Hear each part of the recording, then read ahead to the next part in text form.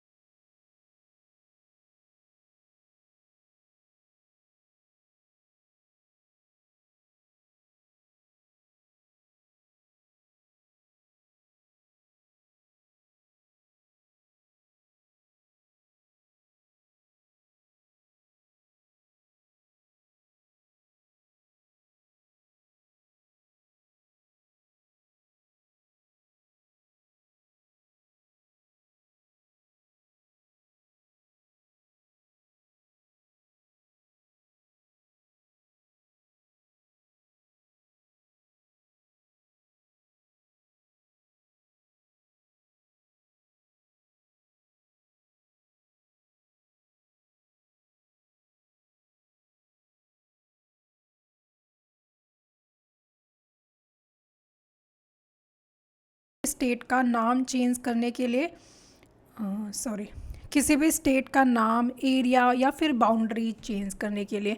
So article 3 क्या कहता है कि पार्लियामेंट जो है वो लॉ फॉर्म कोई भी लॉ ला सकती है ताकि नया स्टेट फॉर्म करना हो या फिर एग्जिस्टिंग। आर्टिकल 4 ये कहता है कि आर्टिकल 3 एंड 2, आर्टिकल 2 भी इसी से रिलेटेड है। 2 में अगर मान लो नया स्टेट फॉर्म करना है, 3 में मान लो बाउंड्री चेंज करने या फिर नेम चेंज करना है, तो आर्टिकल 4 ये कहता है कि 2 और 3 में जो भी चेंजेस करे जाएंगे, जो आर्टिकल 2 और 3 में चेंजेस हैं वो कॉन्स्टिट्यूशनल अमेंडमेंट नहीं माने जाएंगे। Those does not belong to article 368। ठीक है। सो जब वो आर्टिकल 368 से बिलोंग नहीं करते हैं तो इसका मतलब उन्हें स्पेशल या फिर एब्सोल्यूट मेजॉरिटी की ज़रूरत तो नहीं होगी।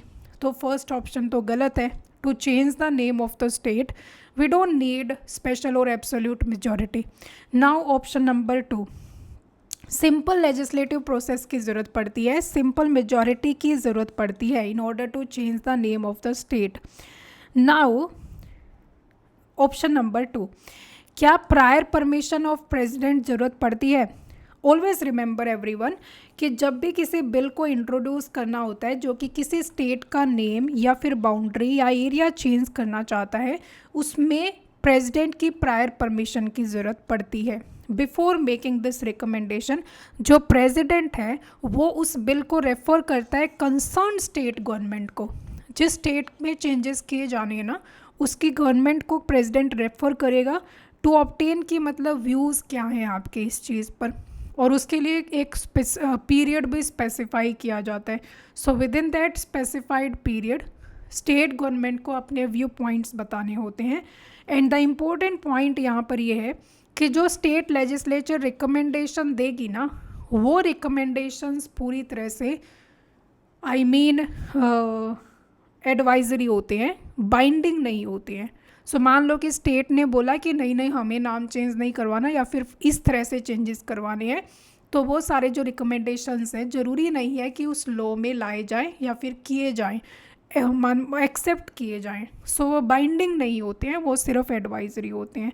But yes, prior permission of president is needed before making any change in the name, in the boundary or in the area of the state. So 2 only is the correct answer. So change article 3 and 4. Article 3 deals with formation of new states, alteration of areas of state, alteration of boundaries of states, alteration of names of states. Now the laws made under 2 and 3 are not considered amendments to the constitution. Article 4 के according ये जो laws है ना, article 2 और 3 में, इनको simple majority से पास करना ज़रूरी है। ऑर्डिनरी लेजिस्लेटिव प्रोसीजर की ज़रूरत पड़ेगी। Absolute majority is not required, not needed. Now considering कि जब ये बिल लेकर आया जाएगा, then prior permission of president will be needed, prior consent of president.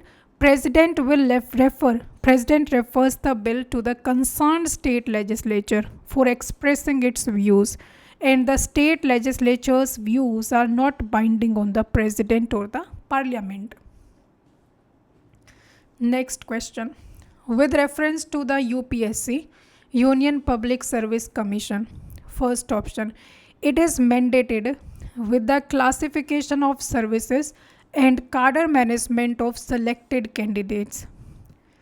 It presents its annual performance report to the parliament. Third option, its jurisdiction can be extended by an order of the President of India. 1 and 2 only, 2 and 3 only, 3 only, none of the above. So this question is regarding UPSC. Article 315 to 323, ठीक है, part 14 of the constitution. Constitutional body है, independent body है। इसका primary role क्या होता है? Recruit करना, all India services recruit करना, ऑल इंडिया सर्विसेज या फिर सेंट्रल इंडिया, कुछ सर्विसेज सेंट्रल सर्विसेज हैं group A and group B services, ठीक है। नाउ टॉकिंग अबाउट क्या ये सर्विस क्लासिफिकेशन और कार्डर मैनेजमेंट का काम भी इसके पास होता है? नहीं, देखो ये एक्चुअली गवर्नमेंट को एडवाइस करती है कुछ सारे डिसिप्लिनरी केसेस में जब गवर्नमेंट इससे कंसल्ट करती है तो, बट यूपीएससी सर्विस क्लासिफिकेशन के साथ डील नहीं करता।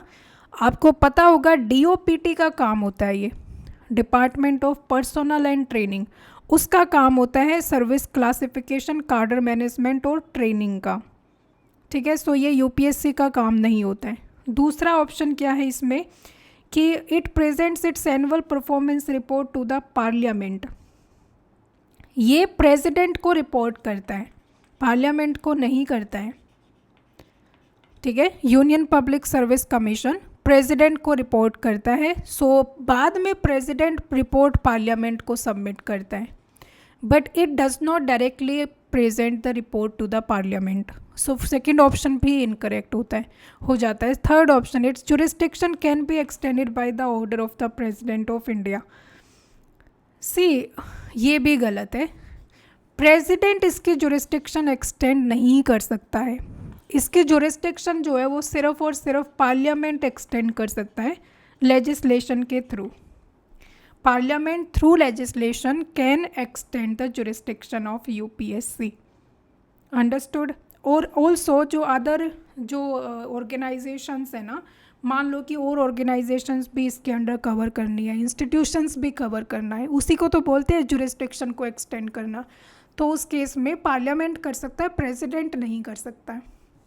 सो none of the above options are correct, तीनों ही इनकरेक्ट है इसमें।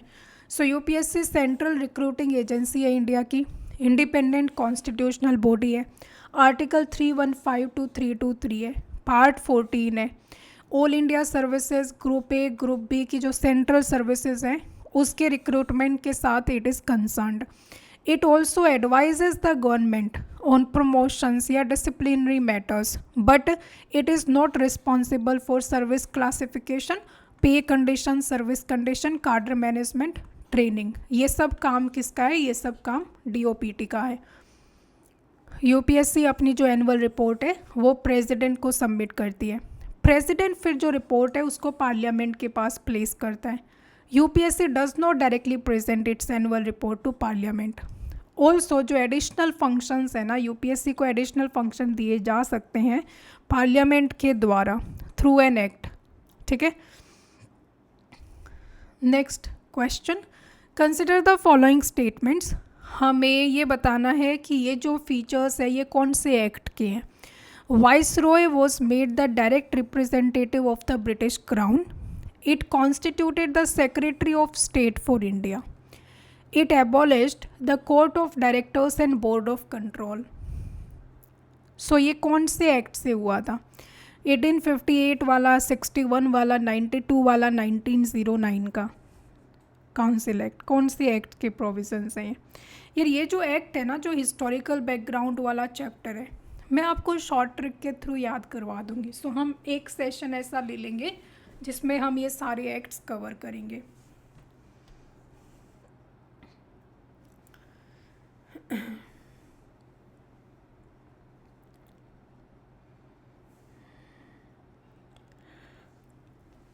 सी, इसमें जो राइट आंसर है that is government of India act 1858, जिसको एक्ट फॉर गुड गवर्नमेंट भी बोला जाता है। अब इसके प्रोविजंस तो देखो वैसा सा ही कुछ है ना, क्योंकि 1858 में 57 में रिवोल्ट हुआ था, तो 58 में मेजर चेंज करना ज़रूरी हो गया था ब्रिटिशर्स के लिए। तो एक तो ईस्ट इंडिया कंपनी को यहाँ से एबोलिश कर दिया गया है ना, और एडमिनिस्ट्रेशन डायरेक्टली ब्रिटिश क्राउन को ट्रांसफ़र कर दिया गया, ब्रिटिश क्राउन को एडमिनिस्ट्रेशन डायरेक्टली ट्रांसफ़र कर दिया गया, और एक पोस्ट बनाई गई एसओएस की, secretary of state for India. मतलब वो क्या करेगा, वो ब्रिटिश क्राउन और इंडिया के बीच एक लिंक बनकर रहेगा, एसओएस, ठीक है। तो ये एक तरह से कम्युनिकेट करेगा यहाँ पर क्राउन को इंडिया की सिचुएशन, ये एस्टेब्लिश कर दिया गया। ऑल्सो पहले जो डबल गवर्नमेंट चल रहा था ना, उसको भी एबोलिश कर दिया गया, ठीक है। ऑल्सो मतलब कोर्ट ऑफ डायरेक्टर्स थे और बोर्ड ऑफ कंट्रोल थे, उसको एबोलिश कर दिया गया। तो ये तीनों जो फीचर्स है ना, ये गवर्नमेंट ऑफ इंडिया एक्ट 1858 के हैं। अंडरस्टूड। इसको बोलते हैं act for the good government of India.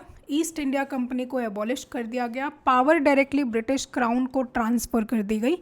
Viceroy as the representative of the crown, पहले जो गवर्नर जनरल ऑफ इंडिया का डेजिग्नेशन था उसको चेंज करके वाइसरॉय बोला गया। ठीक है, जैसे पहले तो क्या था, जो गवर्नर होता था, फिर उसको चेंज किया गवर्नर जनरल ऑफ बंगाल में, फिर उसको चेंज किया गवर्नर जनरल ऑफ इंडिया में। आप मुझे बताना कि who was the first governor general of Bengal and who was the first governor general of India. फिर इसको चेंज किया वाइसरॉय में। अब ये जो वाइसरॉय थे ये फर्स्ट थे Lord Canning. Lord Canning became the first viceroy of India. Also एक न्यू ऑफिस बनाया गया secretary of state for India का, जो कि ब्रिटिश कैबिनेट का मेंबर रहेगा। ठीक है, वो पूरी तरह से इंडियन एडमिनिस्ट्रेशन को कंट्रोल करेगा और अल्टीमेटली रिस्पॉन्सिबल होगा ब्रिटिश पार्लियामेंट को। तो बताया ना मैंने, बीच में एक तरह से एसओएस रहेगा, ये यहाँ की सिचुएशन यहाँ कम्युनिकेट करता रहेगा ब्रिटिश पार्लियामेंट को। डबल गवर्नमेंट मतलब court of directors and board of control को एबॉलिश कर दिया गया, क्योंकि इनको लाया गया था ईस्ट इंडिया कंपनी को कंट्रोल करने के लिए। सो जब ईस्ट इंडिया कंपनी नहीं रही तो ये दोनों क्या करेंगे, सो डबल गवर्नमेंट ख़त्म हो गया। बाकी इंपॉर्टेंट फीचर्स थे इसके कि एक काउंसिल बनाई गई 15 मेंबर की, जो कि सेक्रेटरी ऑफ स्टेट को असिस्ट करेगी। अब इतना एडमिनिस्ट्रेशन वो अकेला थोड़ा ही संभालेगा, काउंसिल बट एडवाइजरी बॉडी थी। Council was an advisory body. Secretary of state इसका चेयरमैन था, वॉज इट्स चेयरमैन। ठीक है, तो ये these whole features were of government of India act 1858। एक तो वाइसरॉय आ गया था, जीजी ऑफ इंडिया से लेकर वाइसरॉय में चेंज हो गया था, डेजिग्नेशन चेंज हो गया था। ईस्ट इंडिया कंपनी एबॉलिश हो गई थी, एसओएस बनाया गया, उसकी एक 15 मेंबर की काउंसिल बनाई गई, डबल गवर्नमेंट ख़त्म हो गया क्योंकि ईस्ट इंडिया कंपनी तो रहा ही नहीं, डबल गवर्नमेंट को लाया गया था ईस्ट इंडिया कंपनी को कंट्रोल करने के लिए। Next question, through which of the following can parliament provide for the creation of knew all India service by passing an ordinary law with a simple majority in Lok Sabha, by a resolution in the Council of States supported by not less than 2/3 of the members present and voting. Third option, by a presidential order on the advice of Prime Minister, by amending the Constitution under Article 368. Now this is your homework question. I mean, you will tell me the answer in the comment section, and in the next session we will start from this very question. हम इसी question से start कर देंगे next session. ठीक है, so till then bye bye, take care.